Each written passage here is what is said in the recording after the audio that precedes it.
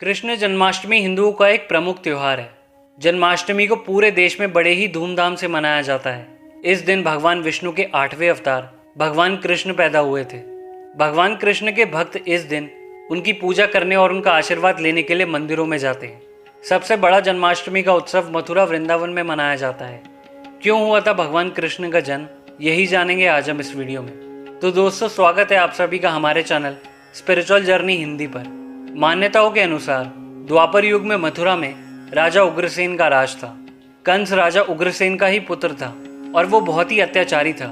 राज्य के लालच में कंस ने अपने पिता को ही सिंहासन से उतार दिया और स्वयं राजा बनकर अपने पिता को कारागार में डाल दिया। कहा जाता है कि भगवान कृष्ण को जन्म देने वाली देवकी कंस की चचेरी बहन थी। देवकी का विवाह वासुदेव के साथ हुआ था।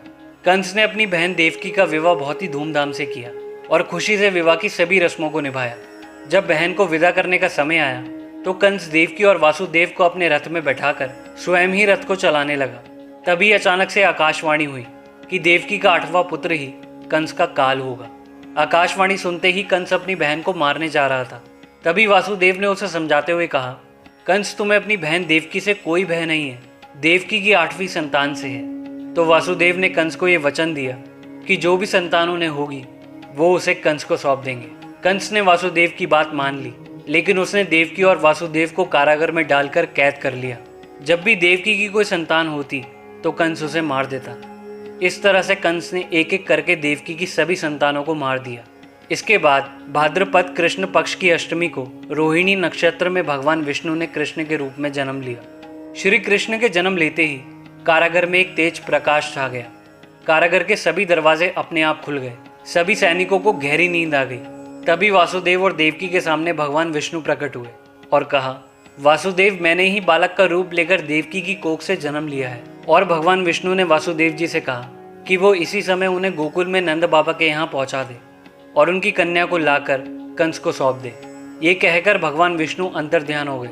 वासुदेव भगवान कृष्ण को एक टोकरी में रखकर गोकुल की ओर चल दिए। जब वासुदेव भगवान कृष्ण को गोकुल ले जा रहे थे तब अचानक से तेज बारिश होने लगी। तभी शेषनाग ने भगवान कृष्ण पर छाया की और उन्हें बारिश से बचाया। यमुना के जल में लहरें उठने लगी। पानी का स्तर अचानक से बढ़ने लगा। यमुना नदी भगवान कृष्ण के पैर छूना चाहती थी। भगवान कृष्ण के पैर छूते ही यमुना नदी का जल स्तर कम हो गया। वासुदेव यमुना पार कर गोकुल में नंद के यहाँ पहुंच गए। वासुदेव जी ने गोकुल में कृष्ण जी को यशोदा जी के पास रख दिया और वहां से कन्या को ले आए और उसे कंस को सौंप दिया। वो कन्या कृष्ण की योग माया थी। कंस ने जब बालक के स्थान पर कन्या को पाया तो वो बड़े सोच विचार में पड़ गया कि ऐसा कैसे हो सकता है। कंस ने उस बच्ची को भी जीवित रखना ठीक नहीं समझा।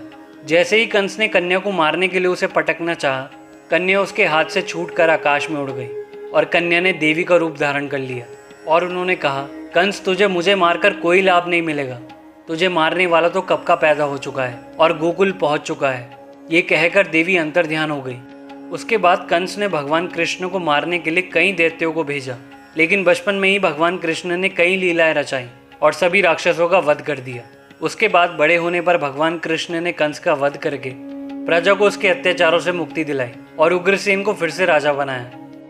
उस दिन से ही भगवान कृष्ण के जन्मदिन को जन्माष्टमी के रूप में बड़े ही धूमधाम से मनाया जाता है। द्वापर युग में बढ़ रहे अत्याचारों को खत्म करने के लिए और धर्म की स्थापना करने के लिए भगवान कृष्ण का जन्म हुआ था।